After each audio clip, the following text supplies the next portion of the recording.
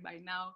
Cuman aku belajar kayak digital marketing, belajar SQL, belajar Tableau. I was trying to catch up gitu dengan aduh apa sih things I wanted to learn tapi gara-gara kerja itu jadi susah waktunya.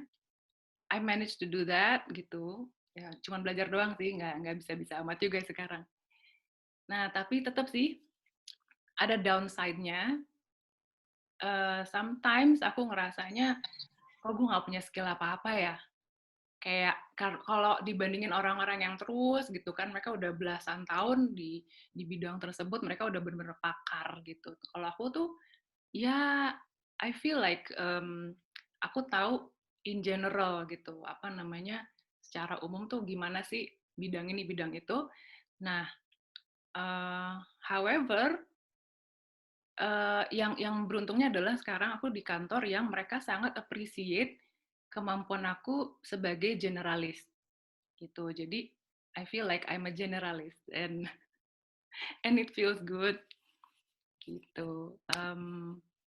Nah ini ya, sayangnya ini kan ada pandemi sekarang. Ini ada hal-hal yang banyak di luar dugaan kita, di luar kuasa kita. Seperti saya tadi bilang, banyak yang kena PHK. Nah, di masa seperti ini, yang paling penting itu menurut saya sifat-sifat resilient dan siap untuk berubah gitu, siap untuk kreatif, siap untuk ya we'll never know what happen ya. Meskipun kita we land on a safe job, it's not a happy ending loh. Ya if it is, it's really good, but not always kan. Things can happen. So ya, saya harap lulusan biologi teman-teman ini bisa resilient, bisa ready for change.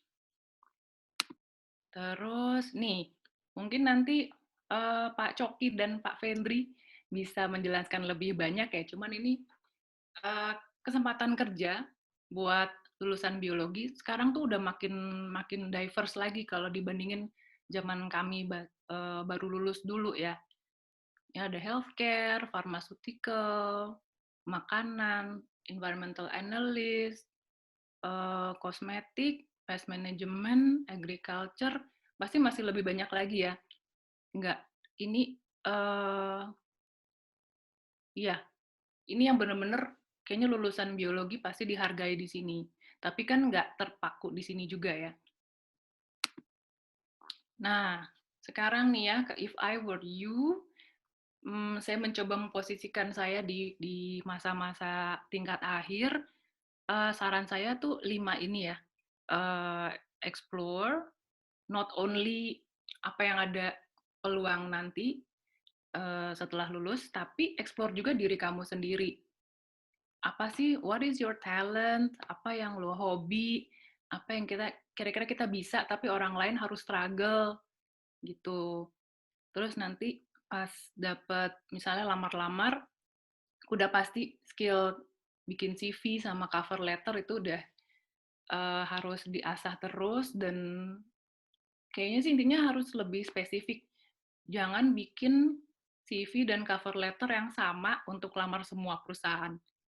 No, that's a bad idea. You have to figure out, coba langsung ke spesifik ke perusahaan tersebut. Terus job interview nanti setelah si CV kita dilirik sebuah perusahaan atau sebuah institusi, kalau kalau dulu kita akan dihubungi untuk tatap muka. Makin ke sini sebelum pandemi ya, makin ke sini the phone itself is an interview. So you gotta be ready. Kadang-kadang HRD itu langsung nelfon, langsung pengen tahu karakter kita gimana sih. Jadi mohon maaf nih misalnya kita ngangkat terus, halo, siapa nih? Itu kan udah nggak banget ya. Jadi once kita udah nyebarin CV, nyebarin cover letter, terus ada nomor nggak dikenal, nelfon, kita hati-hati. Bisa jadi itu HRD yang udah lagi ngincer kita. Gitu. Terus nanti ada juga, ya, nih facing rejection. It's never easy. If you get accepted, that's great. Tapi ya, sekarang saingan juga makin banyak. And sometimes you have to face rejection, and it's not always nice. but you gotta keep fighting ya, you gotta move on. Terus yang kelima, that I wish I knew, I wish someone taught me, itu surviving the corporate world, karena gak ada yang ngajarin ya. Saya belajar ya banyak trial and error-nya sih, dari kepahitan, dari pengalaman-pengalaman sendiri gitu. Oke, next. Nih, waktu explore, ini yang saya bilang tadi, ask yourself what interests you, what are the things you do well, while others cannot, your strength ya, SWOT itu, SWOT analysis bisa buat diri sendiri untuk menentukan kira-kira aku kerja apa ya habis ini. Terus tuh contohnya, oke, kalian punya biologi, sarjana biologi, mikrobiologi, that's wonderful. Tapi apa yang bikin kita lebih unik lagi apa? Misalnya bisa programming, bisa bahasa asing, bisa seni, bisa kuat di olahraga, kuat di apa ya, kekuatan-kekuatan misalnya kayak uh, olahraga tertentu atau kekuatan fisik tertentu. Nah, pokoknya intinya you should gain more confidence in defining what kind of work you would like to do. Gitu. Nah, untuk creating CV and cover letter, sekarang karena banyak PHK dan sebagainya, it's very important untuk to stand out, you need to research the company or the institution that you want to apply for. Ini apa sih? Jangan blank banget. Usahain udah dibaca dulu. Kalau bisa kan, kalau perusahaan tuh kadang-kadang suka ada visi misi, suka ada laporan tahunan. Nanti baca di berita juga. Ini perusahaan apa? Mau kemana? Lagi ngadepin apa? Nah, contoh ya, saya pernah sharing sama orang HRD, dia bilang ada lulusan mana gitu. Pokoknya universitasnya nggak terkenal aja. Nah, kebetulan si orang HRD ini, HRD Telkom waktu itu. Nah, dia fresh graduate, tapi dia jurusan teknik mesin. Terus dia bilang, saya mau lamar di Telkom. Nah, dia bilang, saya tahu Telkomsel ini lagi, Telkomsel ya maksud saya, mohon maaf. Telkomsel ini lagi banyak ringback tone. Sementara saya punya akses kenalan-kenalan band-band indie. Gimana kalau itu dia tulis di cover letter loh. Saya punya ide bahwa si band-band indie ini kita angkat juga untuk dijadikan ringback tone. Jadi mungkin idenya juga ya it's just an idea, tapi the fact that dia willing untuk menulis seperti itu di cover letter itu tuh jadi poin plus banget buat teman saya yang HRD. So he got hired just because of that. Gitu. Jadi jangan minder. Uh, Penting banget untuk itu lagi tadi step pertama dulu, explore kita punya hobi apa, and we project that in the cover letter. Jangan takut. Nah, terus nanti kalau job interview, kalau tatap muka, ini kadang-kadang sekarang juga lewat ini kan, lewat online seperti ini. Ya kayak penampilan sikap tubuh mah udah pasti ya. Terus cara kita bertutur kata, karena biasanya mereka tuh, saya pernah diwawancara itu kan biasanya tes dulu dari HRD dulu. Ini enggak, ini langsung wawancara. Saya juga bingung apa yang ditanya gitu, tapi ternyata dia cuma pengen tahu nih orang tuh kalau cerita bahasanya terstruktur nggak sih? Kalau cerita kronologinya enak nggak sih? Terus kalau karena A sama KB-nya gitu logikanya tuh nyambung nggak gitu. Dia cuma pengen tahu itu doang gitu. Jadi sekarang makin macam-macam sih ya, tergantung perusahaannya. Terus kalau nih secara teknis, pastikan koneksi internet stabil, background-nya jangan aneh-aneh, jangan yang lewat-lewat. Ini tips-tips untuk kalau interview online. Nah, biasanya nih urutannya wawancara itu dari HRD, Human Resource Department atau personalia, kemudian habis itu ke user itu atasan kita langsung. Nah, kalau dia udah suka, keputusannya di big boss-nya ya, CEO atau petinggi perusahaannya. Ini beda-beda. Ketika kita menghadapi HR, wawancara user, wawancara CEO itu menurut saya beda. Apa namanya? Salahnya beda. Oke, nah seperti ini. Kalau HRD, dia kan bukan, they're not going to be your future boss gitu. Dia cuma pengen lihat kesesuaian CV kamu dengan lowongan yang ada di perusahaan gitu. Jadi pengen lihat juga karakter kamu sesuai nggak dengan company value, company culture itu. Jadi be yourself lah ya. Be yourself, tapi jangan lupa kamu riset dulu. Kalau benar-benar mau keterima, lihat dulu itu kayak apa perusahaannya. Terus untuk job interview tips, nah yang future boss-nya ini, yang user kita ini, nah baru deh kita show off di sini, skill kita bisa apa. Terus karena kita fresh grad, tunjukin bahwa kita bisa loh di training. Maybe I don't know that topic right now, but I'm sure I'm trainable. I can do it if you give me enough training. Gitu, kayak kata-kata seperti itu tuh juga penting. Terus si future boss ini juga pengen lihat kan, karena kan kalau kerja kerja kantoran gitu ya, itu kan benar kita akan meluangkan waktu lebih banyak sama sama ini ya, sama orang-orang di kantor daripada sama keluarga kita sendiri. Jadi chemistry yang terbangun antara kita sama sama bawahan, sama atasan tuh penting banget gitu. Nah, ini orang kalau udah nih suka nggak suka itu kadang-kadang udah personil nih kalau si user ini nggak hanya skill tapi dia juga ngeliat chemistry gitu. Terus, nah kalau dia udah oke, baru deh kita dikirim ke CEO, si big boss-nya, si foundernya misalnya. Dia biasanya nggak akan terlalu peduli ya sama kita. Dia cuma pengen lihat, karena kan dia nggak akan berhubungan secara langsung banget. Nah, tapi dia pengen tahu ini orangnya kayak gimana nih. Pastinya dia akan concern-nya adalah pengennya orang-orang yang bagus yang ada di perusahaan dia. Nah, CEO kalau misalnya dia bertanya, pertanyaan dia juga suka unpredictable. Tiba-tiba ngasih kasus. Kalau terjadi kebakaran, apa yang kamu selamatkan, gitu-gitu ada gitu ya. Nah, pokoknya dia skill, mungkin dia udah percaya sama bawahannya, skill kamu udah bagus sehingga dia berani lempar ke CEO-nya. Nah, tapi you still need to impress him or her the most. Oke? Okay?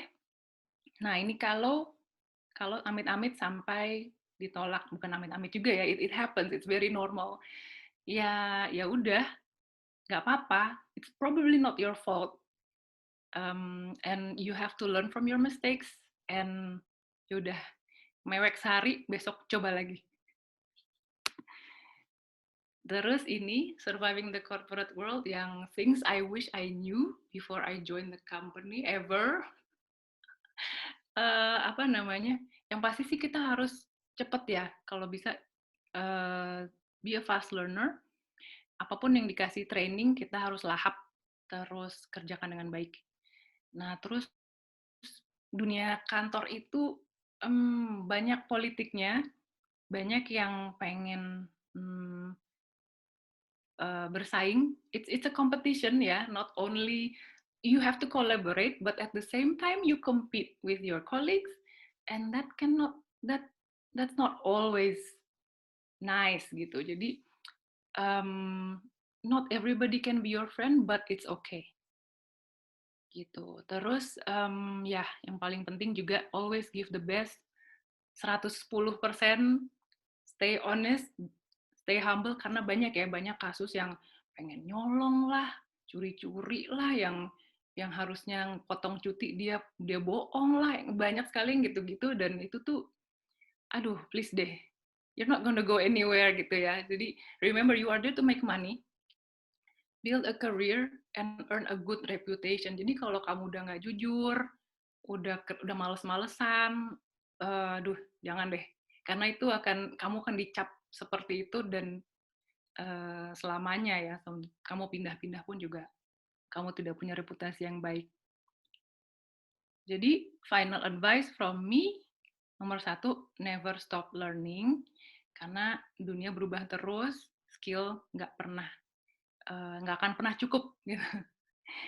And then, nah satu ini, jangan terpaku hanya karena Anda di Bandung, kita di Jakarta, di Indonesia. No, we are a citizen of the world. apalagi dengan segala-gala bisa online sekarang, the possibility itu makin besar. So focus on the world ya, not just your hometown.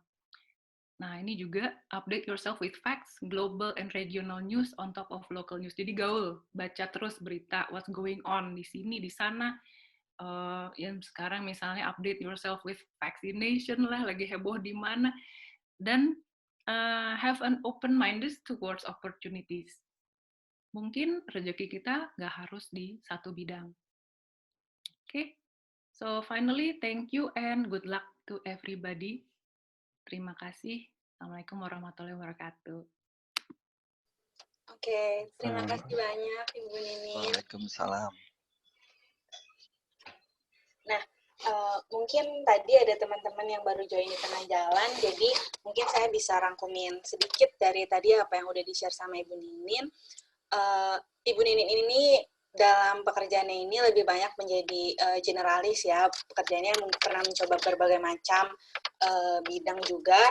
Dan tadi ada 5 poin yang disampaikan yang mungkin bisa mulai kita pikirkan nih sebagai mahasiswa, terutama untuk mahasiswa tingkat akhir. Yang pertama, selalu explore diri dan juga explore peluang apa yang bisa kita kejar setelah lulus nanti. Terus yang kedua, kita harus mulai perhatikan CV dan cover letter untuk pekerjaan kita nanti. Yang ketiga, mulai persiapkan untuk job interview. Terus yang keempat, jangan takut kalau ditolak, karena ditolak itu adalah hal yang lumrah dan dialami semua orang yang mencoba untuk melamar pekerjaan ya. Dan yang kelima, mungkin kita perlu cari tahu lagi, gali-gali lebih banyak tentang bagaimana sih sebenarnya kenyataan di dunia pekerjaan, supaya nanti setelah bekerja kita nggak terlalu kaget dan malah jadi bingung sendiri gitu. Terima kasih banyak Ibu Nining untuk sharingnya. Mungkin selanjutnya kita bakal langsung lanjut aja untuk Bapak Coki, saya persilahkan.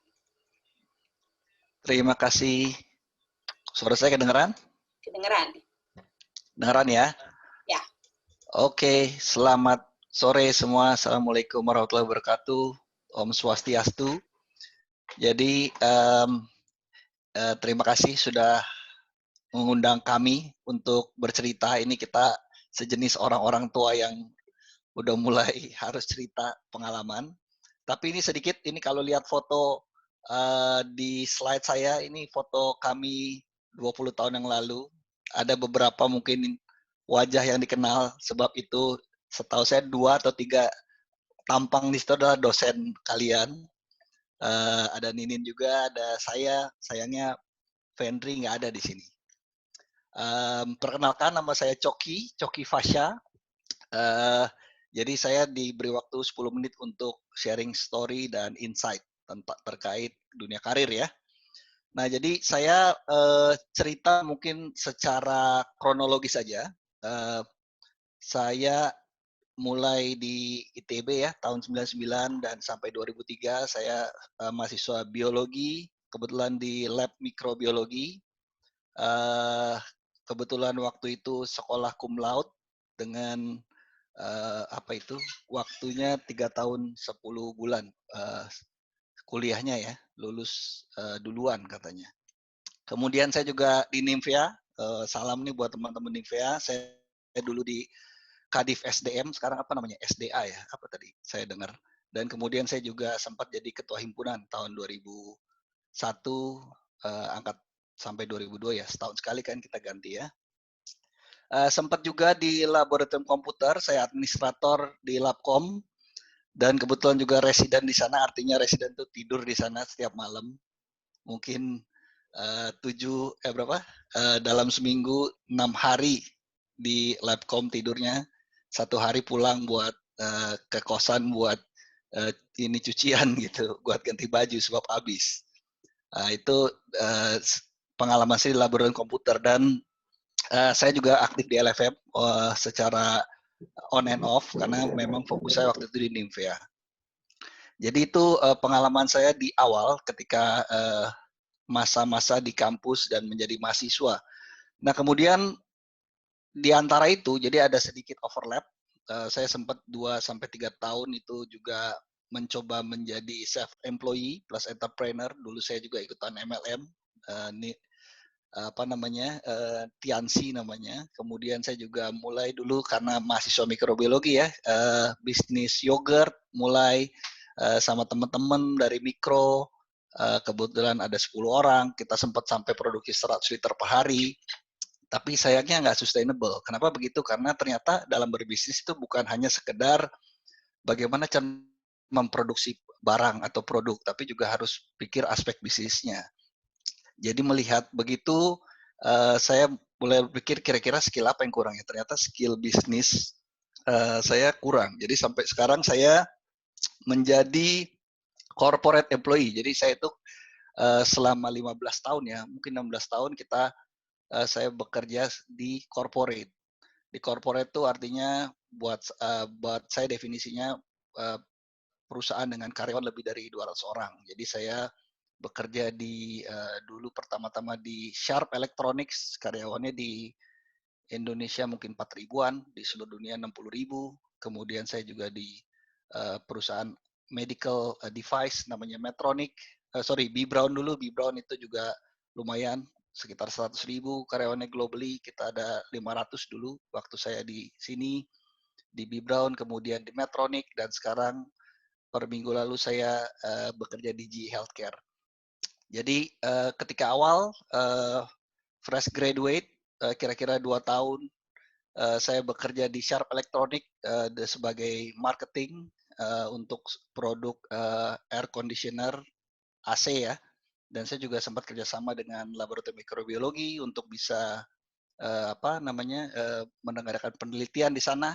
Itu waktu masa fresh grade saya. Kemudian setelah 2 tahun saya pindah ke industri healthcare atau medical device. Di situ saya adalah sebagai individual kontributor di dunia di bidang sales dan marketing, mostly in marketing pada tahap early career saya. Kemudian pada masa mid career mulai menjadi managerial roles, punya tim ya, mulai meng-hire orang, dan juga pada masa itu saya juga sempat MBA di SBM ITB, weekend MBA selama 2 tahun. Jadi saya S2 MBA ITB, dan setelah saya lulus S2 saya pindah ke perusahaan namanya Medtronic. Itu adalah perusahaan alat medical device juga, alat kesehatan. Dan di situ sempat 2 tahun di country roles, kemudian selama 5 tahun berikutnya saya masuk tergabung dalam regional leadership role di ASEAN, jadi juga tanggung jawab untuk ASEAN dan beberapa negara sedikit di luar ASEAN, dan fokusnya kembali lagi business leadership, jadi macam-macam, mulai dari sales itu udah pasti, kemudian jadi business leader, jadi strategi and business development, dan juga terakhir ya strategi and business development, commercial excellence, pokoknya macam-macam lah, namanya macam-macam. In between saya juga ada online atau short course di Wharton, di mana Coursera juga banyak ikut, dan ya seminggu terakhir saya baru mulai bergabung dengan GE Healthcare. Saya tanggung jawab untuk negara Indonesia, untuk satu divisi, dan juga ada beberapa produk di ASEAN. Itu pengalaman selama 15 tahun. Kemudian bagaimana ke depannya? Ke depannya rencananya saya mau early retire dari dunia corporate, mungkin mau slow travel. That's one of my dream. Bisnis juga, startup is always my dream juga di healthcare dan finance, dan mungkin mau belajar lagi, tentunya sekali lagi lifelong learner ya, selalu belajar. Tapi saya sekarang lagi mendalami healthcare, business and finance, dan data and analytics. Itu cerita saya, dan mungkin tadi Ibu Ninin ya udah cerita panjang lebar, saya juga jadi bingung mau cerita apa lagi. Tapi intinya sebenarnya apa sih kira-kira insight yang mungkin saya bisa share selama ini?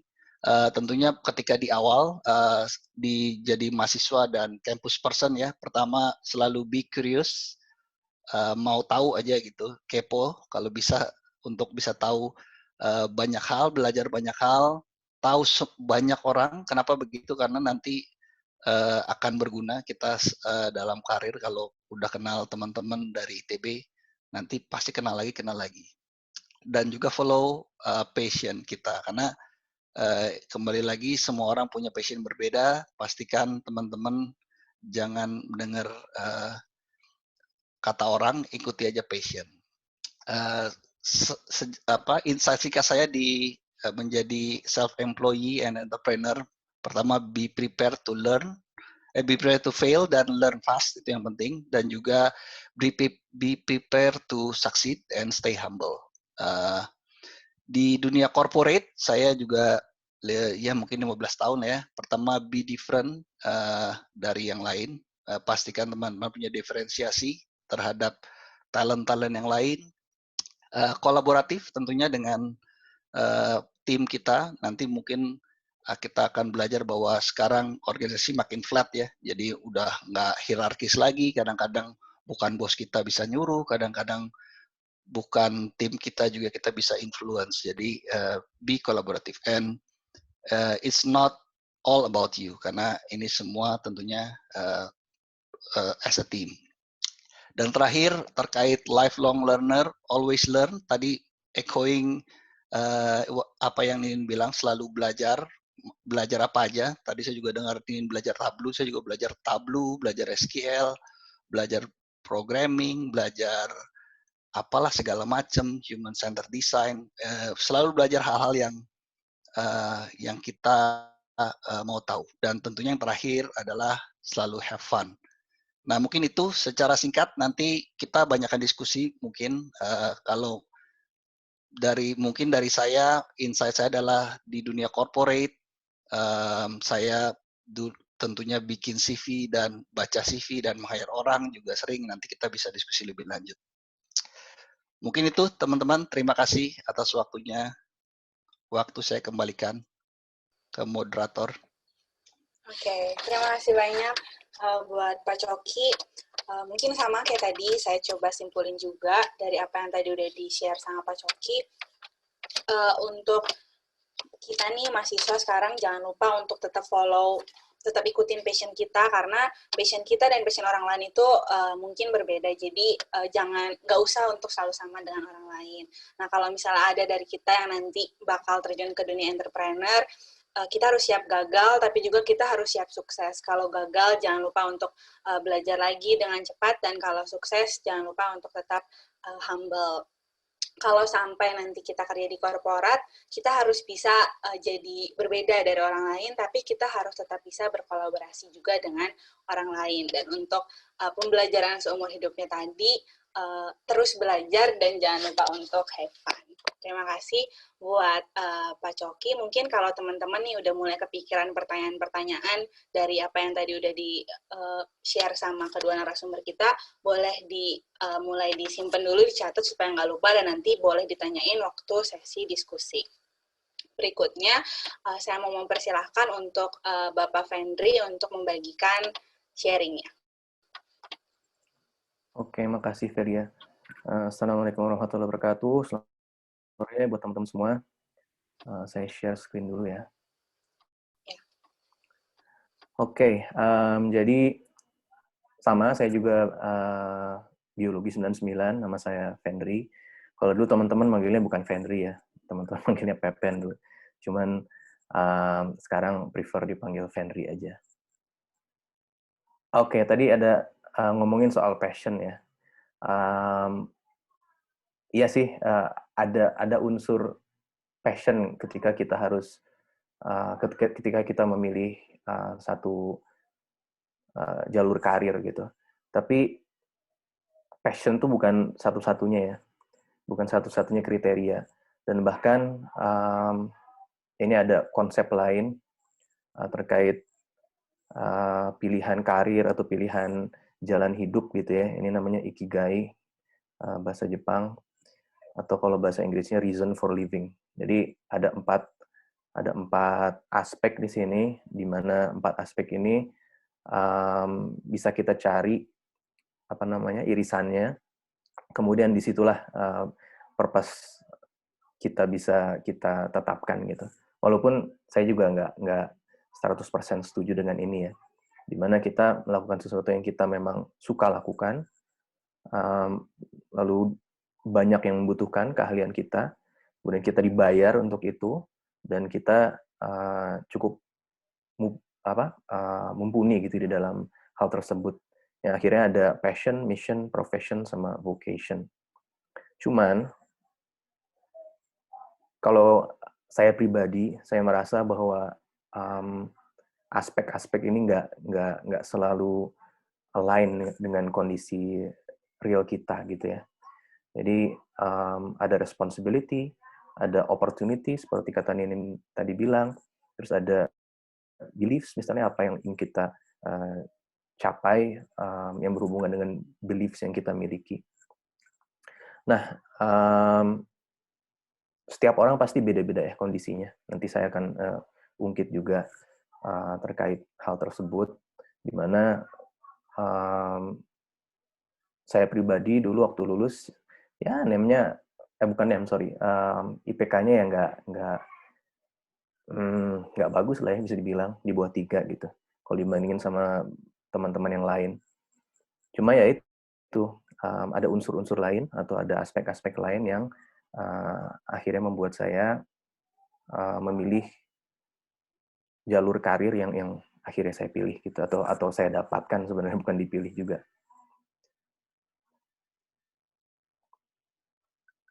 Oke, jadi ini realitasnya gitu ya, bahwa nggak ada yang ideal. Jadi ketika saya lulus dengan IPK kurang dari 3 pada saat itu, 2, berapa ya, 81 kalau nggak salah atau berapa. Dan saya melamar, nyari pekerjaan, itu susahnya bukan main gitu. Jadi saya ngelamar ke korporasi, waktu itu ngelamar ke Nestle, ngelamar ke Indomilk kalau nggak salah ya, ada beberapa tempat lah yang saya lamar dan semuanya nggak berhasil gitu. Dan ya ini balik lagi ke kondisi masing-masing gitu ya. Ada yang terkait IPK, terkait keinginan, terkait kewajiban. Misalnya ada teman-teman yang setelah lulus harus udah langsung nyari nafkah gitu, karena misalnya sudah ingin mulai berkeluarga, atau mungkin ada keluarga yang butuh dibantu gitu dan lain sebagainya. Jadi memang kondisi kita tuh masing-masing unik lah gitu, beda. Dan akhirnya kita mau nggak mau harus kompromi ya dengan kondisi yang ada gitu. Dan satu lagi yang terakhir ini, generasi yang berbeda pastinya challenge-nya atau tantangannya juga berbeda. Seperti tadi Ninin bilang, Coki bilang juga, bahwa kalau saya dulu ketika lulus, korporasi di bidang biologi itu yang lokal ya, itu hampir bisa dibilang hampir nggak ada ya. Tapi sekarang udah mulai banyak startup yang memang berhubungan dengan bidang biologi, dengan bidang biodiversitas, yang berhubungan dengan mikrobiologi, atau seperti punya Mas Andi gitu ya, teman-teman mungkin tahu bahwa Mas Andi angkatan 80 berapa ya Mas Andi, saya lupa. Bahwa beliau juga punya perusahaan enzim misalnya. Dan 86 ya. 86 Mas Andi punya perusahaan enzim. Jadi udah mulai banyak nih perusahaan-perusahaan yang memang bergerak di bidang biologi. Jadi media komunikasi pun berbeda sekarang. Kalau dulu kita pakai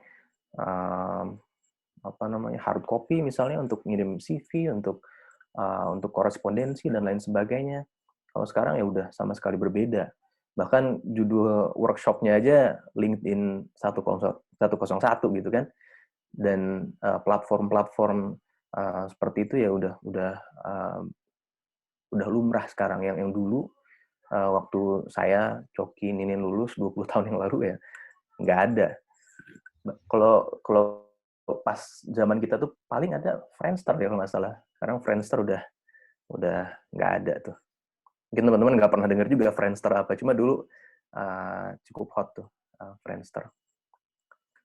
Jadi sekali lagi skenario masing-masing individu saya yakin beda, kondisi masing-masing individu saya yakin beda. Mungkin ada teman-teman yang memang there are probably some people who can afford, yang bisa gitu nunggu sampai dapat pekerjaan idamannya gitu, your dream job. Tapi ada juga teman-teman yang mungkin nggak bisa milih, jadi apa yang ada di depan mata harus diambil gitu. Dan saya pribadi merasa kondisi saya ketika lulus tuh ya di dalam bracket yang kedua gitu. Nah ini personal experience saya, jadi saya kuliah masuknya sama-sama sama Ninin sama Coki 1999, kemudian lulus tahun 2004. Saya agak telat lulusnya karena dulu sempat banyak terdistract lah sama urusan-urusan lain gitu, khususnya urusan di kampus, kayak saya ikut di KMITB juga jadi menteri. Kemudian saya di PSIK juga aktif, ya demo segala macam. Saya dulu ikut-ikutan kayak begitu. Cuma ya saya bersyukur juga sih ikut banyak kegiatan seperti itu karena banyak belajar dari sana. Nah setelah lulus, yaitu karena keterbatasan IPK mungkin, atau memang jalur hidupnya di setnya seperti itu, saya coba cari pekerjaan dan agak sulit waktu itu. Jadi kebetulan ada, waktu saya KP, saya ada kontak, atau saya KP di LIPI Cibinong, waktu itu di Pusat Penelitian Bioteknologi, dan akhirnya saya internship di situ. Jadi sukarela aja sambil nunggu kerjaan. Nah terus karena kebetulan ya saya bisa bahasa Inggris dengan cukup baik, akhirnya saya coba juga untuk melamar ke pekerjaan yang memang menghasilkan gitu ya, menghasilkan nafkah. Dan akhirnya saya dapat kesempatan untuk ngajar di ILP, tapi 6 bulan masuk ngajar di ILP, alhamdulillah saya dapat kesempatan untuk meneruskan sekolah ke Kyoto University untuk masters awalnya. Saya ingat banget waktu itu minta rekomendasi dari Pak Intan ya. Waktu itu Pak Intan dekannya. Terus sensei di Jepang ya, sensei supervisor saya di Jepang minta tolong buatkan surat rekomendasi sampai ke doktor ya, ke PhD, dia bilang gitu. Ya begitu ngadep Pak Intan waktu itu, Pak Intan bilang, ini name kamu, IPK kamu kecil loh. Saya nggak berani untuk endorse sampai ke PhD, dia bilang gitu. Jadi saya endorse sampai master aja ya, saya kasih surat rekomendasi sampai master aja ya. Ya alhamdulillah dapat gitu, tapi rekomendasi untuk sekolah lagi, dan akhirnya saya sekolah di Kyoto University untuk master sama PhD. Nah terus untuk sekolah ini juga ya nggak mudah ya. Saya PhD agak struggling juga karena bidangnya baru buat supervisor saya dan baru buat saya. Jadi saya agak lama menyelesaikan PhD. Dan bahkan beasiswa saya habis waktu itu. Dan ketika beasiswa saya habis dan sensei juga nggak punya dana untuk menghidupi saya di Jepang waktu itu, sensei udah bilang saya, Fendrikun, kalau misalnya kamu nggak lulus tahun ini, kamu pulang ke Indonesia tanpa gelar, bilang gitu. Iya nggak apa-apa sensei, saya siap.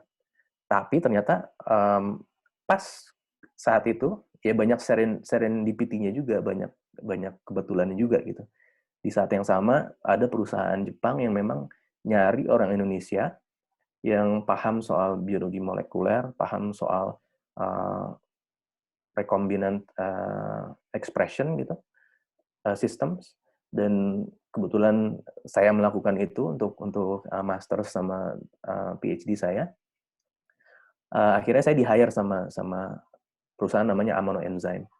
Jadi kalau misalnya mungkin pengalaman teman-teman yang lain gitu harus buat CV, harus wawancara, harus prosesnya formal gitu ya. Kebetulan saya ya banyak serendipity-nya juga, banyak serendipity-nya gitu, banyak kebetulannya. Jadi memang saat itu Amano Enzyme lagi butuh orang dengan profil yang sama seperti saya. Jadi mereka dekati saya langsung dan saya bilang ke mereka saya belum selesai tapi dokter saya. Terus mereka bilang nggak apa-apa, kita biayai sampai sekolah kamu selesai, sampai kamu dapat PhD baru kamu join sama kita, dia bilang gitu. Jadi akhirnya sampai selesai PhD dibiayai oleh Amano Enzyme dan akhirnya saya kerja di sana sebagai researcher di Nagoya selama 2 tahun. Bahkan sekarang pun saya masih ada hubungan dengan Amano Enzyme sebagai market consultant. Jadi untuk saat ini saya jadi technical advisor juga buat JICA. Ini kembali lagi berhubungan dengan lebih dengan network ya dibandingkan dengan aplikasi kerja gitu untuk JICA, karena kebetulan profesor supervisor saya dulu punya project di Indonesia yang dibiayai oleh JICA, dan JICA butuh orang yang bisa membantu supaya proyek ini sukses gitu di Indonesia, dan saya diminta untuk gabung sama JICA. Lalu seperti tadi saya sampaikan, saya juga masih ada hubungan dengan Amano Enzyme sebagai market consultant. Jadi tiap bulan saya memberi laporan ke mereka untuk wilayah Indonesia. Kemudian dari tahun 2016, ya ini juga sama serendipity, karena pulang ke Indonesia tahun 2015 saya kesulitan lagi untuk nyari kerjaan sesuai dengan bidang ilmu saya. Kebetulan ada lowongan di sekolah tinggi ini, di School of Government and Public Policy Indonesia. Jadi mereka startup school, S2 aja, S2 kebijakan publik, dan akhirnya saya menjadi lecturer, dan bahkan dari tahun 2017 saya jadi director di situ, di School of Government and Public Policy Indonesia. Dan mungkin kelihatan seperti apa hubungannya kebijakan publik dengan biologi gitu ya. Padahal ada hubungannya, bahkan sangat erat, karena kebijakan-kebijakan terkait biodiversitas misalnya, atau kebijakan terkait riset dan lain sebagainya itu masih belum cukup mapan ya di Indonesia, dan saya fokus ke penelitian terkait itu. Nah, mulai Januari ini saya gabung sama LIPI. Nah, kalau LIPI ini ya saya siapin CV, saya siapin ya proses masuk jadi PNS pada umumnya, jadi banyak birokrasinya. Jadi ini pertama kali saya melewati proses panjang di dalam rekrutmen. Nah, pada akhirnya masing-masing dari kita punya goal ya ketika kita meniti karir. Mungkin bagi teman-teman yang punya luxury atau punya kesempatan untuk mengejar passion-nya ya mungkin untuk passion, untuk self fulfillment mungkin dan lain sebagainya. Kalau saya pribadi, saya ya nggak selamanya passionate ya sama kerjaan yang saya lakukan gitu. Jadi passionate-nya itu untuk mensupport diri saya sendiri, mensupport keluarga, dan juga kontribusi ke masyarakat, ke society. Dan kalau misalnya bisa dilihat di sini ada spektrum yang sangat luas gitu dari apa-apa yang saya kerjakan selama saya lulus sampai sekarang sudah 20 tahun. Jadi saya pernah bergerak di bidang edukasi, pernah bergerak di bidang riset murni gitu di apa namanya? Waktu saya sekolah, dan juga waktu saya di Amano Enzyme. Kemudian saya juga terlibat di sales di Amano Enzyme sebagai market consultant, dan juga belajar sedikit tentang demokrasi atau tentang ya kepemerintahan dan hubungannya dengan khususnya dengan biologi atau manajemen biodiversitas dan lain sebagainya. Nah, jadi beberapa aspek yang penting bagi saya ketika kita mencari pekerjaan atau mendapatkan pekerjaan itu yang pertama kompetensi, terus bukti dari kompetensi kita, terus network dan attitude. Nah ini beberapa hal yang menurut saya jadi staple ya, yang jadi kunci utama ketika kita mencari pekerjaan atau melamar ke satu pekerjaan. Ini quote terakhir dari saya, jadi life takes you in unexpected directions. Jadi jangan ya sama seperti Ninin dan Coki tadi, jangan menutup kemungkinan apapun, karena apalagi ya kita ada dalam masa yang sangat tidak menentu ya, dengan pandemi ini kita nggak tahu ke depannya akan seperti apa. Banyak perusahaan-perusahaan besar pun jatuh gitu, dan ya kita harus terus belajar dan terus resilient dan terus optimis. Mungkin sekian dari saya. Saya kembalikan ke moderator. Assalamualaikum warahmatullahi wabarakatuh. Baik, terima kasih untuk Waalaikumsalam. apa yang udah dibagikannya, Pak Fendri. Mungkin kalau tadi boleh dirangkumin sedikit, kalau dari cerita Pak Fendri, mungkin passion bukan satu-satunya hal yang perlu kita perhatikan, tapi kita juga harus lihat apa kebutuhan kita dan apa yang mau kita capai, karena pada realitanya itu kondisi yang ada tuh nggak selalu ideal buat semua orang, dan situasi setiap orang itu bisa berbeda-beda, setiap orang bisa punya skenario lain berbagai macam. Dan mungkin tadi yang dibilang beda generasi, beda tantangan juga ya, dan kunci untuk kita dalam dunia pekerjaan adalah kompetensi kita, dan kita harus bisa buktiin kompetensi kita itu juga penting untuk punya network yang baik. Nah, mungkin kalau teman-teman yang lain di sini yang udah mendengarkan sesi dari ketiga narasumber kita dan udah punya pertanyaan, teman-teman boleh langsung ketik aja di room chat-nya, mungkin nanti bakal bisa ditanyain waktu sesi diskusi. Nah, sebelum itu mungkin saya mau tanya beberapa hal dulu untuk Bapak Ibu. Untuk yang pertama nih, mungkin tadi juga udah diceritain gimana sih cerita awalnya bisa berkecimpung di pekerjaan-pekerjaan yang tadi udah disebutkan.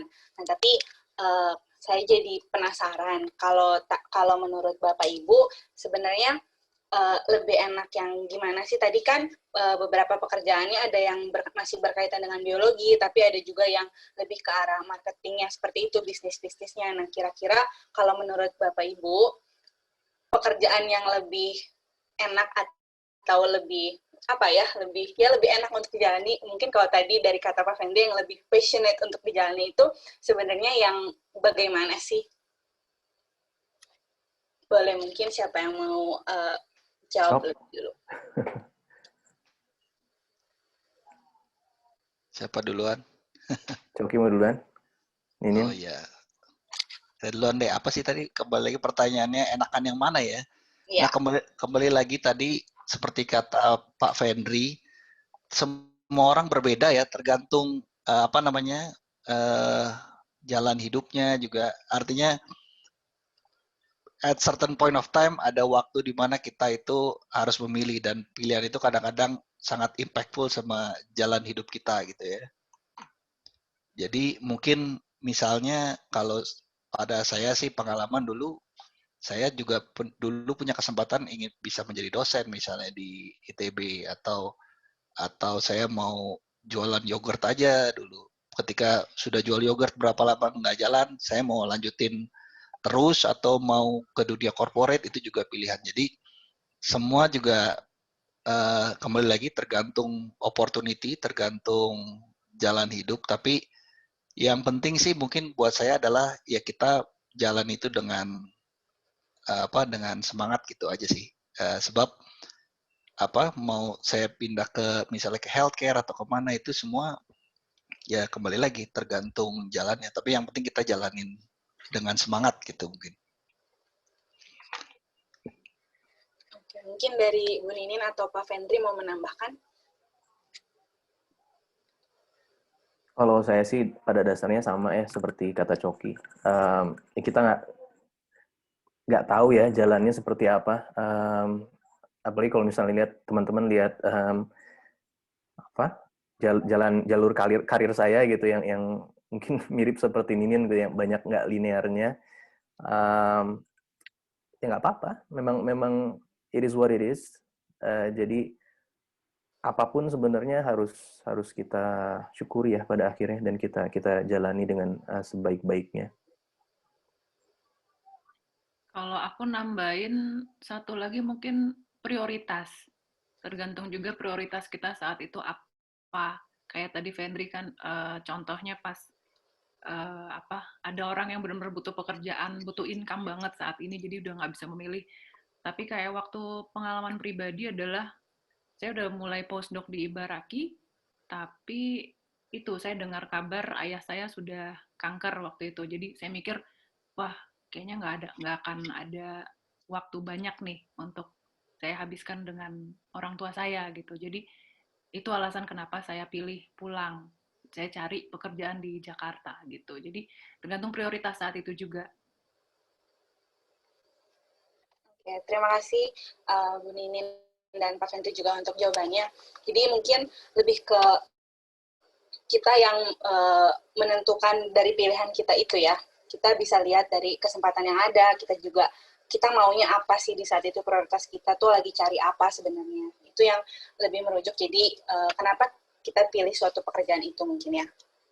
Nah, waktu awal-awal memulai karirnya nih, waktu mungkin Pak Coki waktu memulai jadi entrepreneur atau Pak Fendri dan Bu Ninin, kira-kira tantangan yang dihadapi waktu itu, waktu awal banget memulai itu apa, dan untuk meng-overcome itu bagaimana?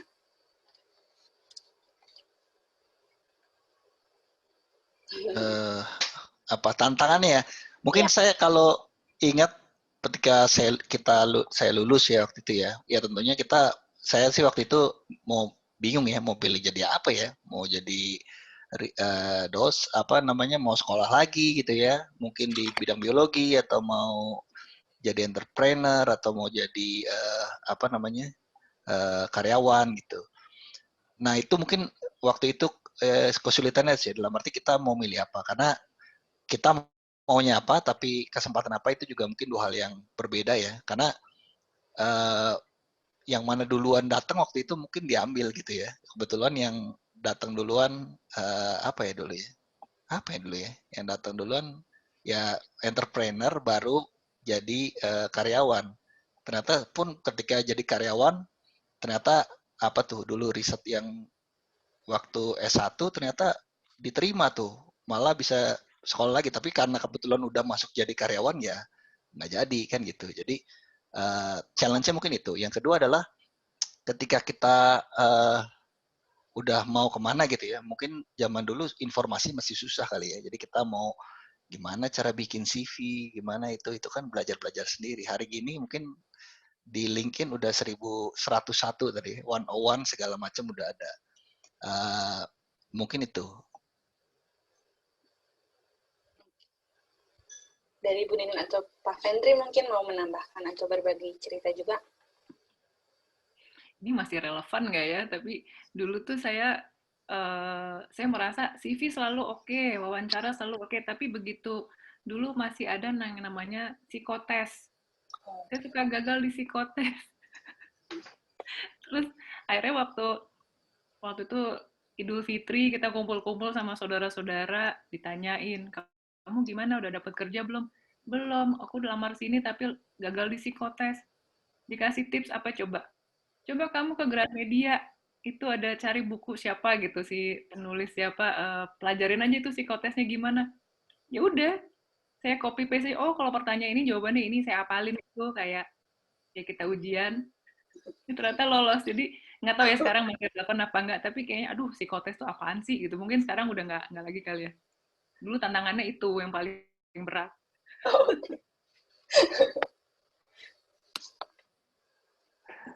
Kalau saya sih, ini cerita dikit ya, waktu saya S1 tuh dulu kita pernah dikumpulin ya, Coknin, sama adalah dosen lah, dikumpulin. Terus dikasih tahu tuh bahwa tujuan pendidikan S1 di program studi biologi itu apa. Kalau saya kan, ya karena masih berapi-api waktu itu ya, masih aktivis dan lain sebagainya, saya dengar ibu itu bilang, kalian itu ada di prodi biologi hanya supaya kalian tuh siap latih, dia bilang gitu. Jadi nggak ada unsur-unsur biologinya sama sekali gitu, nggak ada unsur untuk membina insan yang memiliki apa ya yang memiliki cara pandang dari sudut pandang biologi dengan baik, dan ya kayak gitu tuh nggak ada gitu. Jadi untuk apa Bu kita belajar biologi gitu untuk untuk S1 ini gitu. Nah, ketika lulus, ya itu masih jadi dilema buat saya. Saya masih pengen bergerak atau pengen punya kerjaan yang sesuai sama bidang keahlian saya gitu, tapi ternyata di luar sana nggak banyak gitu kesempatan untuk punya pekerjaan yang memang hubungannya atau yang memang kaitannya itu erat dengan biologi gitu. Itu tantangan bagi saya waktu itu. Jadi bingung gitu mau ngapain, dan akhirnya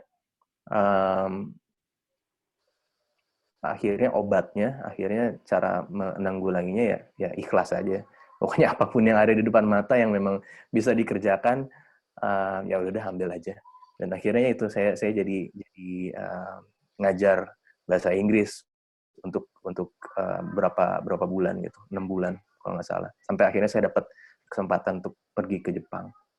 Jadi intinya sih, kalau bagi saya harus ikhlas ya, harus nerima dulu deh keadaannya. Kalau nggak, nanti malah stres ya, dan jadi nggak produktif jadinya malah.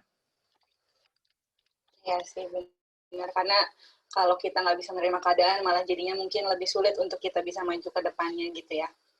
Nah, tadi kan sempat cerita-cerita tentang ada pengalaman interview, wawancara gitu kan ya. Nah, saya jadi penasaran, kalau masih ingat nih mungkin, ada nggak sih cerita unik waktu pertama kali wawancara atau apply kerja? Yang mungkin masih diingat aja. Kalau udah terlalu jauh mungkin ya, pertama kalinya kan udah berbelasan tahun mungkin ya, belasan tahun yang lalu. Kalau ada yang masih ingat dan cerita-cerita unik gitu, mungkin boleh untuk diceritain. Apa ya?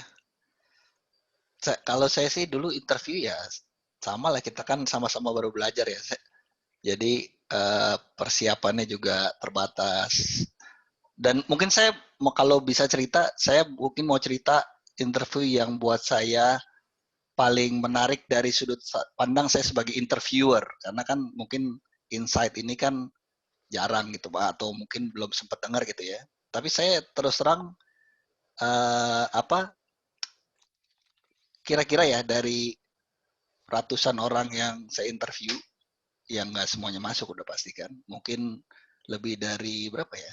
Ya mungkin lebih dari 30 orang, 40 orang lah yang berkesempatan kerja bareng gitu ya. Macam-macam, kira-kira sekitar 30-40%-an orang datang interview nggak siap, dalam arti ya mungkin dia nggak tahu ini posisinya apa, mungkin juga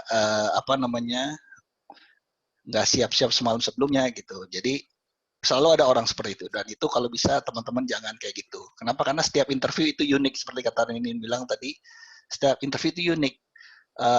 Selalu persiapkan sebelumnya, mungkin sehari sebelumnya atau beberapa waktu sebelumnya diri kita pertama. Yang kedua adalah juga kira-kira value apa yang kita bisa berikan kepada perusahaan. Jadi one of the most interesting interview yang pernah saya alami adalah ada anak nih dari biomedis, dari apa tuh, anak mana ya, di Serpong itu BSD lupa saya. biomedik.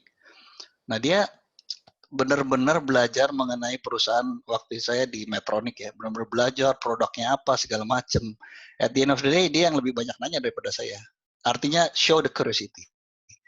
Nah, itu menurut saya menarik. Kenapa? Karena artinya she did her homework gitu sebelum meeting, sebelum interview gitu ya. Jadi at the end of the day saya hire dia, bukan saya artinya, dan juga kembali lagi yang kalau hire itu nggak satu orang yang mutusin, kadang-kadang yang mutusin lebih dari 3 orang.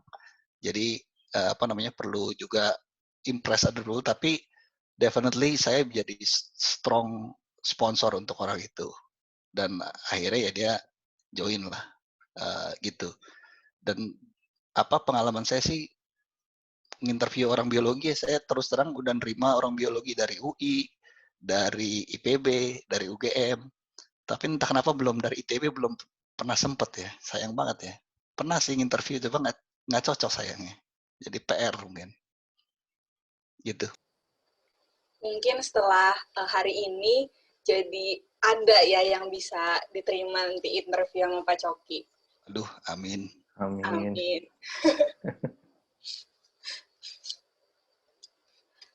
Dari Pak Fendri mungkin ada yang ingin diceritain? Ini mungkin saya cerita soal ini aja ya, soal perbedaan kultur mungkin di dalam interview. Jadi kebetulan kalau saya pribadi kan banyaknya di interview atau meng-apply gitu ke perusahaan, entah ke perusahaan Jepang atau entah ke lab di Universitas Jepang gitu, dan juga di JICA misalnya memang punya Jepang gitu. Dan kalau untuk kultur di Jepang itu interview itu hanya formalitas. Jadi sebelum interview itu orangnya udah tahu kita siapa dan udah tahu kompetensi kita seperti apa, dan udah ada backupnya ya. Jadi ada orang lain yang merekomendasikan kita gitu, yang tahu betul siapa kita. Jadi kalau misalnya waktu interview untuk sekolah gitu ya, untuk itu tadi ada pertanyaan di chat, beasiswanya apa? Saya beasiswanya waktu itu Monbuka Gakusho, jadi dari pemerintah Jepang. Tapi ya kalau di Jepang kata sensei itu ya sangat kuat ya. Jadi kalau misalnya sensei bilang ya kemungkinan besar akan keterima gitu. Jadi kalau sekali lagi kalau misalnya kultur Jepang itu ketika wawancara itu udah hampir 90% diterima gitu. Jadi itu sama seperti ketika saya ke Amano Enzyme juga, ketika saya bicara sama diundang, sebenarnya bukan wawancara juga ya. Jadi judulnya tuh diajak ngobrol gitu sama si presidennya, si presiden perusahaannya. Dan ini perusahaan tua banget ya, dari tahun 1890 udah ada perusahaannya. Jadi hanya ditanya hal-hal simpel aja. Dan bahkan ketika saya wawancara untuk sekolah, itu saya ditanya, kamu bahasa Jepang sampai mana? Kayak gitu. Terus yang saya ingat cuma yang dari iklan Indomie itu, Incok, watashi wa Indomie ga suki. Itu aja yang aku ingat waktu itu. Dan bagus bahasa Jepangnya, udah bisa ya berarti ya, katanya gitu. Jadi intinya sih ketika wawancara ya, yang pertama tuh benar kata Coki, jadilah diri kita sendiri. Jadi jangan coba jadi orang lain gitu. Jangan coba jadi misalnya kita orangnya serius banget gitu ya jadilah orang itu gitu. Jangan terus jadi orang yang pura-pura easy going dan lain sebagainya gitu. Jadi diri sendiri aja. Tapi ya itu dengan dibekali dengan ilmu-ilmu yang relevan gitu, atau dengan informasi yang relevan seperti kata Coki tadi, misalnya terkait perusahaannya, atau misalnya untuk sekolah ya terkait risetnya, apa sih riset yang akan dilakukan gitu, dan lain sebagainya. Coba ya itu. Jadi setiap negara mungkin punya kultur yang berbeda. Setiap korporasi, tergantung asal korporasinya, mungkin punya kultur yang berbeda. Kalau Jepang akhirnya networking sama rekomendasi dari orang itu sangat penting ya, dan bahkan bisa dibilang hampir mutlak ya. Jadi kalau misalnya orang yang dipercayai bilang, iya, ini orang bagus, pakai aja. Itu ya udah, kita nggak usah terlalu khawatir sama hasil interviewnya, atau misalnya CV kita kurang lengkap dan lain sebagainya, itu udah secondary. Mungkin itu dari saya. Oke, terima kasih banyak Pak Henry. Dari Ibu Ninin mungkin ada? Apa ya? Yang unik, oh ya, waktu dari Jepang itu, yang waktu saya memutuskan untuk mencari pekerjaan di Jakarta, itu saya pakai headhunternya Jepang. Jadi mereka emang nyari karyawan Indonesia yang punya pengalaman di Jepang, bisa bahasa Jepang, dan udah tahu kultur company Jepang, yang siap dipekerjakan di Indonesia gitu. Jadi saya percayakan aja sama si headhunter itu kan, si perusahaan HRD-nya itu kan. Terus saya waktu itu dapat, aduh apa sih nama perusahaannya, saya lupa. Otsuka. Nah, dalam bayangan saya itu Otsuka Pharmaceutical. Saya udah belajarin abis. Tiba-tiba waktu diwawancara, dia Otsuka yang Pocari Sweat. Jadi kayaknya salah gitu. Again, maksud saya, aku mau ngulangin betapa pentingnya kita jangan sampai salah, dan pentingnya we do our homework gitu, jangan malu-maluin. Akhirnya bener-bener gagal banget gitu waktu itu. Ya iyalah, saya nggak tahu, nggak belajar, dan lucunya adalah saya punya gimana ya, kayak kondisi lambung yang kurang oke lah ya. Jadi Pocari Sweat itu termasuk minuman yang kalau saya minum tuh nggak cocok aja, perih di lambung gitu. Jadi dan itu kebetulan ditanya dan saya jawabnya jujur gitu. Do you consume Pocari Sweat? I say no. It hurts. So itu mungkin kita bisa kalau aku mungkin bisa jadi pembicara lagi di how to fail an interview gitu. Kayaknya banyak itu. Oke, jadi sebenarnya sebelum wawancara tuh penting banget untuk kita belajar, tapi jangan sampai kita salah mempelajari materinya ya, karena nanti kalau yang ada malah jadi kita mungkin kasarnya mempermalukan diri sendiri gitu mungkin ya. Oke, nah tadi juga kan Bapak Ibu udah cerita kalau sudah mengamati studi lebih lanjut gitu, kayak S2, S3. Nah, saya mau tahu pendapat Bapak Ibu kalau untuk studi lanjut ini, khususnya S2, karena saya dan teman-teman kan masih S1 saat ini. Untuk S2 itu sebenarnya apakah lebih cepat, lebih baik, atau mendingan kita cari tahu dulu apa yang kita benar-benar mau pelajari lebih lanjut, baru kita apply untuk S2.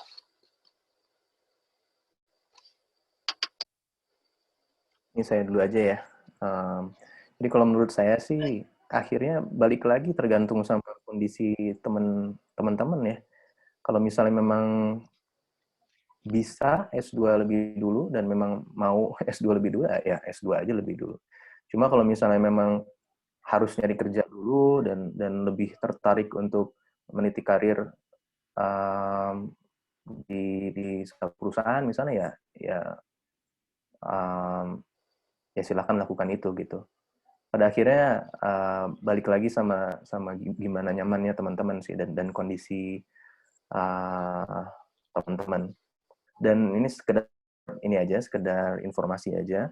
Kalau misalnya beasiswa untuk luar negeri itu udah banyak banget sekarang ya. Maksudnya nggak tahu karena pandemi ini, nggak tahu deh kondisinya gimana. Cuma sebelum pandemi di Jepang terutama itu bisa dibilang mereka kekurangan mahasiswa untuk menjalani risetnya. Jadi ada banyak sekali kayak di lab saya dan di universitas saya waktu itu ada banyak sekali opening untuk beasiswa macam-macam gitu.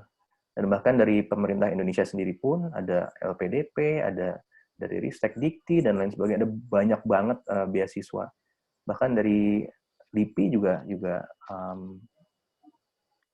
sangat menganjurkan gitu untuk beasiswa atau untuk postdoc, dan bahkan dikasih izin sekarang nggak perlu lama-lama tinggal di Indonesia, lama-lama mengabdi gitu untuk sekolah lagi atau untuk postdoc. Mungkin itu sih. Oke, terima kasih Pak Fendri. Mungkin dari Pak Coki atau Ibu Nining. Kalau saya kebetulan karena pengalaman saya sekolah lagi setelah bekerja ya. Jadi saya bekerja dulu kira-kira 10 tahun. Berapa ya? 2004, 2010. Berarti berapa? Oh, 6 tahun ya. 6 tahun dulu saya kerja, kemudian sekolahnya juga part time gitu ya. Jumat, Sabtu, Minggu. Jadi kalau dari saya sih tentunya kembali lagi sesuai kebutuhan, sesuai dengan situasi saat ini. Tapi yang pasti buat saya sih adalah selalu jangan lupa untuk belajar terus, perbarui ilmu. Misalnya kalau saya akhirnya S2 SBM ITB di Jakarta, dan tentunya setelah itu sekolah lagi, apa artinya ikut-ikut short course dan lain-lain. Jadi mungkin itu langsung atau enggak tergantung kembali lagi pilihan. Kalau saya kebetulan karena saya berkarir di corporate, jadi sebenarnya nggak ngambil kuliah pun nggak apa-apa gitu. Atau bahkan orang yang ada yang memilih ya udahlah kerja aja terus gitu. Tapi karena sekarang kita harus selalu belajar, jadi ya sempetin lah gitu. Bahkan ikut Coursera kayak atau ikut apa segala macam sekarang jalanin aja gitu. Mungkin itu. Nambahin, ya ini seingat aku ya, kita diajarinya adalah S1 itu produk S1 yang diharapkan adalah kita trainable, kayak tadi Fendri bilang, dan bisa berpikir secara terstruktur. Nah, tapi S2 itu S2 diharapkan adalah suatu keprofesian. Jadi skill tambahan secara akademis yang bisa menunjang pekerjaan. Jadi ya ini kondisi ideal adalah ketika kita lulus S1, kita kerja dulu, nanti lebih ideal lagi adalah perusahaan yang membiayai kita untuk S2 yang menunjang pekerjaan. Gitu yang idealnya. Tapi kembali lagi kayak ya tergantung situasi ya. Oke, berarti sebenarnya setelah bekerja pun kita punya peluang untuk dapat kesempatan kuliah dibiayai dari perusahaan tempat kita bekerja gitu ya? Idealnya begitu, karena ada yang S2 dibiayai perusahaan. Misalnya, ya tergantung profesinya ya. Oke. Terima kasih untuk jawabannya. Mungkin sekarang saya mau coba bacain pertanyaan dari teman-teman dulu. Di sini ada pertanyaan dari Fafa, dari Biologi 2019. Sampai saat ini saya sudah masuk semester 4, tapi belum ada bayangan untuk kedepannya.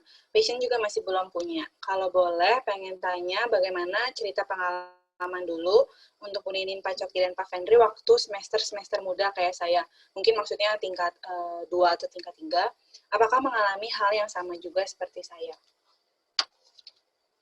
Boleh mungkin dari narasumber kalau ada yang mau berbagi ceritanya. Fafa, sama semua kita juga nggak tahu dulu mau ngapain. Jalanin aja, pokoknya coba kalau suka lanjut, kalau nggak ganti itu aja.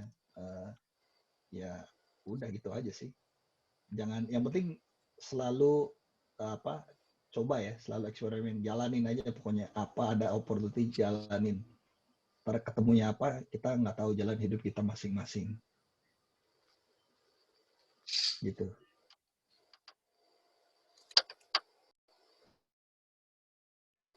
Mungkin apakah ada yang mau menambahkan? Oke, aku aja ya kalau gitu. Ya sama sih, seperti Coki bilang. Kalau menurut aku sih jalanin aja. Bahkan saya semester 4 ngapain ya saya? Masih ngurusin OSKM kayaknya. Semester itu. Masih ngurusin OSKM kayaknya. Ya jalanin aja. Terus satu lagi, kalau ada kesempatan, dan kesempatan itu kesempatan baik ya, jangan dilepas. Karena ini pengalaman saya dulu, saya waktu tingkat 4 mungkin ya, itu ketemu sama dosen dari Kagawa University, namanya, siapa namanya lupa saya, Shigeki Tajima kalau nggak salah. Ketemu di satu seminar waktu itu. Terus dia bilang ke saya, saya tuh butuh mahasiswa S2 nih. Mau nggak kamu ke sekolah di tempat saya? Oh ya mau saya, bilang gitu. Nah, terus saya pikir-pikir lagi, kok saya pengennya ke kebijakan biodiversitas kayak gitu. Jadi yang ada hubungannya dengan ilmu sosial gitu. Terus akhirnya saya email lagi beliau, saya tertarik untuk S2 lagi, tapi apakah ada program yang berhubungan dengan kebijakan, khususnya kebijakan biodiversitas, saya bilang gitu. Ada, terus nggak jawab lagi dia. Jadi memang dia bidangnya bukan itu, dia bidangnya biologi molekuler, fisiologi tumbuhan gitu. Dan wah saya nyesel banget waktu itu ya, karena itu kesempatan emas gitu buat saya. Dan ya kesempatan kedua datangnya dari sensei saya dari Kyoto University. Dan bidangnya apa coba? Sama, biologi molekuler juga, fisiologi tumbuhan. Jadi whenever you have an opportunity, you have to seize it. Maksudnya apalagi yang bagus gitu, opportunity bagus. Jadi jangan terlalu milih deh. Maksudnya kita jalani terus kita lakukan sebaik-baiknya. Walaupun ya pasti ada naik turunnya, ups and downs gitu. Kadang-kadang nyesel, kadang-kadang gue ngapain sih nih S3 lagi. Kayak begini nggak lulus gitu. Jadi adalah perasaan-perasaan kayak gitu akan ada gitu, dan ya belajar tentang hidup juga di situ kok akhirnya. Kalau aku apa ya, sama Fafa, semester 4 juga masih ngamen lah, masih nggak jelas. Tapi kayaknya feeling lost itu nggak hanya sekali dalam hidup nggak sih? Apalagi kalau saya kan banyak pindah-pindah karir, ada saat-saat galau gitu. Kadang, ini gue bener nggak sih di sini gitu. You always question yourself. Tapi kalau buat sekolah, buat saya pribadi ya, dan mudah-mudahan teman-teman juga sepakat bahwa kalau sekolah sebisa mungkin selesai. Whatever you do, priority itu adalah you get your degree.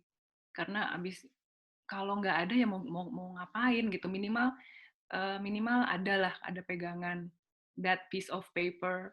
It really works gitu. Dan buat Fafa, mudah-mudahan kamu masih banyak kesempatan untuk meningkatkan IPK, karena ya mau nggak mau kayak gitu, tiba-tiba kamu di tingkat akhir pengen sekolah lagi atau pengen lamar tapi ada syarat IPK, terus ternyata once you do find your passion tapi ada sesuatu yang menahan itu, misalnya IPK gitu. Jadi kan sayang banget ya. Jadi mumpung kamu baru semester 4, mudah-mudahan kesempatannya masih banyak untuk ninggiin IPK supaya opportunity kamu lebih lebar gitu, lebih luas. Itu aja. Oke, terima kasih Bapak Ibu. Semoga ini menjawab keresahan Fafa dan mungkin keresahan kita semua yang jadi peserta hari ini, supaya jadi tetap semangat ya menjalani perkuliahan sampai semester 8 sampai lulus nanti. Nah, selanjutnya mungkin Esteli mau tanya, boleh on mic nanti. Buat teman-teman yang lain, kalau masih ada yang mau tanya, boleh langsung tulis aja di room chat-nya. Kalau nggak ada, berarti Ola bakal jadi pertanyaan terakhir untuk hari ini. Boleh, silahkan Ola. Oke, perkenalkan lagi, nama aku Esteli, tapi teman-teman biasa panggil Ola, dari angkatan 17. Sebenarnya konfirmasi aja sih. Jadi kalau aku pribadi nih, dari acara ini aku menangkap kalau misalnya ya kita nggak bisa selalu idealis, harus lihat kondisi dan situasi juga yang ada buat kita. Nah, tapi belakangan ini saya sendiri dapat wejangan dari kakak saya sendiri, kalau misalnya pekerjaan pertama menentukan pekerjaan selanjutnya. Kata dia, gue karena udah kerja di sini, mau cari kerja yang nggak berbau ini lagi tuh susah gitu. Jadi kamu jangan kayak aku deh gitu. Nah, menurut Bapak Ibu sendiri nih yang udah bekerja lumayan lama, tetap bisa ya memberikan pencerahan lain mungkin, soalnya saya jadi tetap idealis gitu kayak gitu kalau mendengar kalimat tersebut. Udah sih, thanks. Oke, terima kasih Ola buat pertanyaannya. Boleh mungkin untuk Bapak atau Ibu yang mau menjawab pertanyaan dari Ola. Ya, aku dulu ya kalau gitu ya. Makasih Ola, pertanyaannya bagus banget. Idealis itu perlu kok. Memang apa namanya, idealis itu perlu. Tapi pada akhirnya ketika terbentur sama kenyataan harus kompromis. Jadi idealis tapi kompromistis gitu. Jadi nggak selalu situasi yang misalnya ya, Ola sekarang ngambil jurusan apa? Maksudnya lab-nya apa? Rekayasa kehutanan. Rekayasa kehutanan ya. Spesifiknya apa? Eh, apa ya?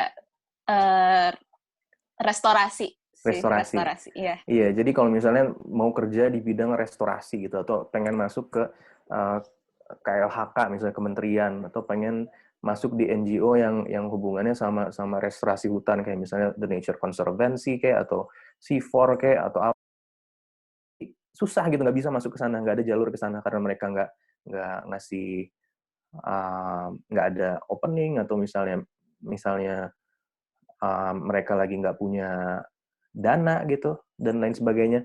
Jadi ada kondisi-kondisi seperti itu gitu. Dan akhirnya ketika terbentur sama kondisi seperti itu dan misalnya Ola emang butuh gitu untuk kerja atau pengen berkarir ya, kalau misalnya masih mampu, you can afford to not be paid gitu ya, bisa internship misalnya di mereka, di NGO tertentu atau misalnya di lab-lab kementerian dan lain sebagainya.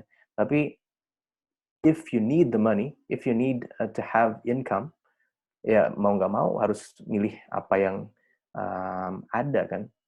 Dan jujur aja kalau teman-teman 99 kebetulan sangat sangat diverse ya. Jadi yang jadi dosen ada, yang jadi bankir ada, yang di apa kontraktor alat-alat berat ada gitu. Jadi akhirnya memang it really depends on the situation. Tergantung sama situasi, sama kebutuhan Ola. Mungkin itu kalau dari aku. Aku setuju ya sama kakaknya Ola sebenarnya, karena ada situasi di mana once you're in one industry, emang ya udah gitu, pemainnya dia aja gitu. Tapi bukan berarti you're stuck there forever juga. Kayak kembali lagi ke kemauan kita untuk ngembangin skill.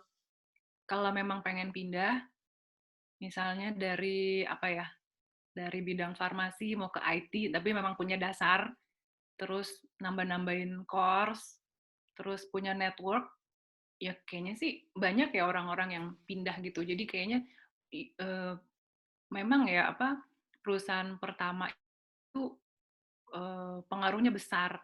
Tapi kalau memang sebagai stepping stone, yang penting kita juga tetap punya learning program, sama kita masih stick with our dream gitu, and we're working towards it. Entah belajar, entah tanya-tanya, entah actively applying, saya rasa juga tetap bisa sih. Oke, itu aja. Ya, kalau dari saya sebenarnya mungkin punya pandangan beda sama kakaknya Esteli. Perusahaan pertama, kedua, yaitu masih kita coba-coba lah. Dan mungkin orang banyak yang setahun nggak cocok pindah, setahun nggak cocok pindah. Mungkin bisa dibilang kutu loncat, tapi mungkin itu juga suatu upaya menemukan passion kita apa, karena trial dan error. Kadang-kadang orang bahkan ada yang udah 5 tahun di dunia tersebut mau pindah totally ke different bidang yang lain, itu bisa aja.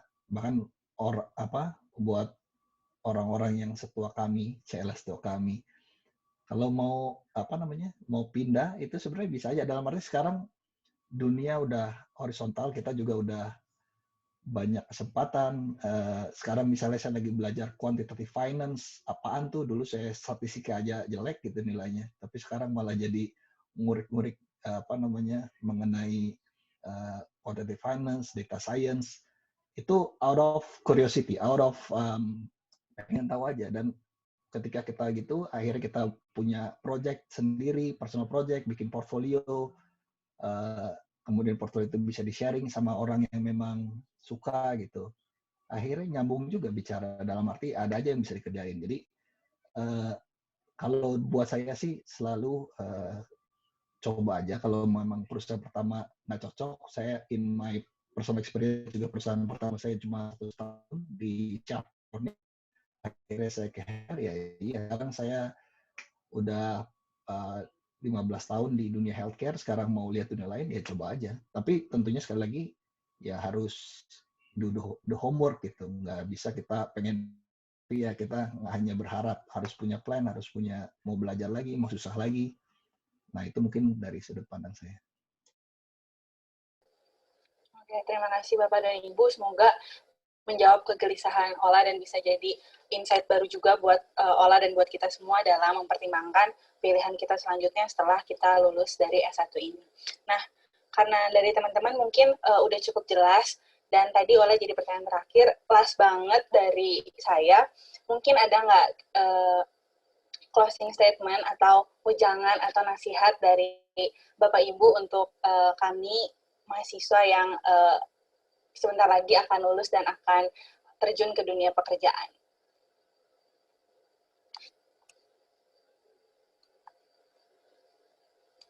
Boleh, silahkan siapa yang mau untuk Saling nunggu ya, saling nunggu.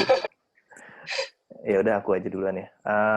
Ya tadi udah banyak sih kita bahas ya, dan menurut saya kegelisahan teman-teman tuh sangat ada dasarnya gitu, dan kegiatan-kegiatan seperti ini harus banyak dilakukan untuk menjawab ya banyak pertanyaan teman-teman atau kegelisahan teman-teman. Ini kan saat ini kan kalau untuk sesi kali ini kan dari tahun-tahun 99 nih, 20 tahun yang lalu loh kita lulus untuk enggak 20 tahun yang lalu ya, sorry. Lulusnya tuh mungkin 15 atau 16 tahun yang lalu lah. Jadi kondisinya pastinya beda ya, kerjaan-kerjaan yang ada, terus cara daftar dan lain sebagainya. Pokoknya kalau dari saya sih teruskan kegiatan-kegiatan seperti ini, karena ya kalau andaikan dulu kita juga ada kegiatan-kegiatan seperti ini, sharing-sharing dari teman-teman alumni ya bakal sangat membantu kami gitu untuk menentukan langkah-langkah kami ke depannya. Sayangnya waktu itu kenapa ya nggak ada Ecok dulu? Nin, bingung juga. Ada tapi jarang lah. Jarang ada, ya. Kalau ada mungkin sekali 2 kali gitu. Iya. Tapi emang zaman kita tuh image lulusan MIPA juga ya gitu deh, ya kan? Beda dong sama lulusan teknik, sama ekonomi, betul. Itu kan? Zaman dan, kita loh. Dan itu juga sih, kebetulan kalau zaman kita dulu yang gerak di bidang biologi misalnya atau biotek itu kayaknya jarang banget gitu ya. Maksudnya, jadi masa kita mau bawa banker misalnya atau bawa orang-orang yang kerja di bidang-bidang lain gitu. Tapi sekarang udah banyak gitu teman-teman yang memang bergerak di bidang-bidang yang berhubungan sama biologi. Ada teman-teman di Bio Farma misalnya yang sekarang ngurusin vaksin, bahkan ada head division-nya di situ, Kang Erman, angkatan 97 salah satunya. Terus ada angkatan kita juga, Jay juga kerja di sana ngurusin vaksin gitu. Jadi udah banyak banget lah terbuka kesempatan untuk berkarir di bidang yang memang sesuai sama bidang ilmu teman-teman gitu. Jadi ya perbanyak aja kegiatan-kegiatan seperti ini untuk membuka wawasan dan terus semangat, terus belajar seperti kata Coki dan Inin tadi. Dan yang penting lagi kalau menurut saya ya ikhlas dan jalani aja.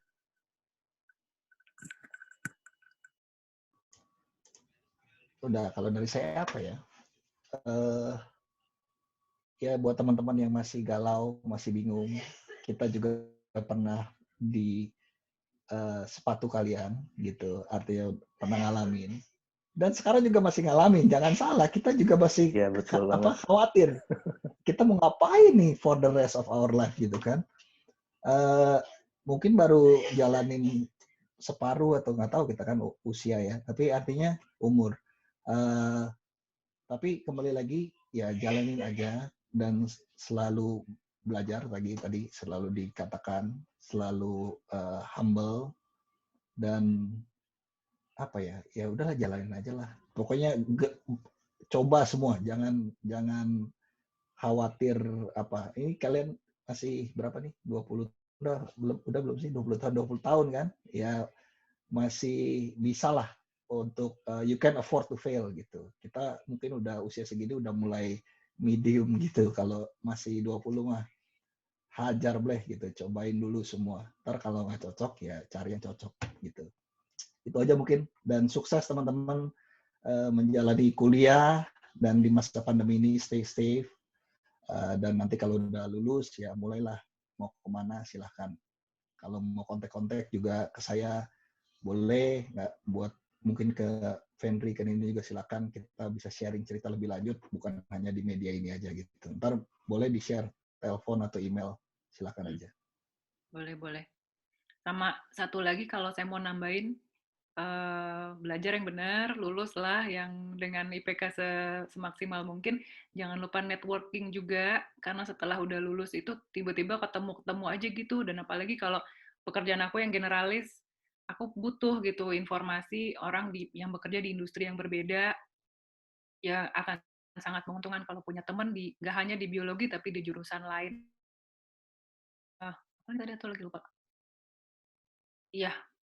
Oh ya, saya juga bersedia dikontak kalau memang ada yang ingin ditanyakan lebih lanjut, dan semoga sukses buat teman-teman semua.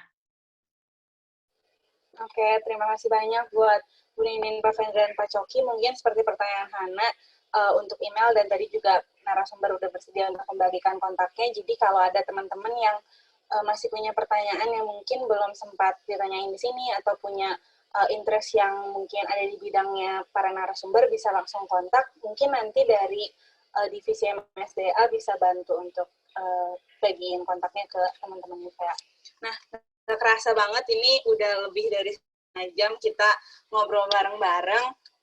Mungkin sebelum itu, supaya ada kenang-kenangannya, boleh saya mau minta teman-teman yang lain juga untuk on cam, supaya kita bisa foto bareng ya, untuk dokumentasi. Boleh mungkin teman-teman untuk dinyalain kameranya, supaya kita bisa foto sama-sama.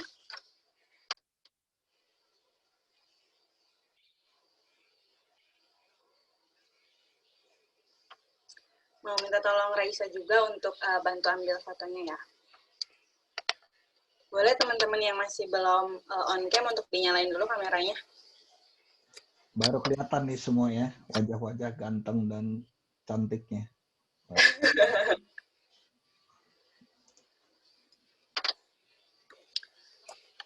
Yuk, ada lagi yang masih mau nyalain kameranya?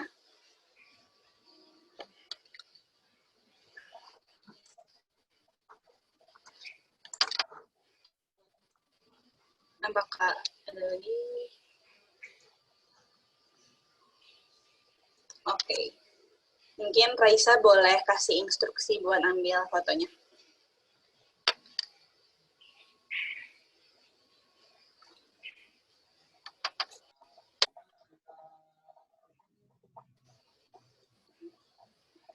Atau dibantu aku aja kali ya. Oke, Lola. Ada 2 slide. Yang pertama dulu ya. 1, 2, 3. Oke, sebentar.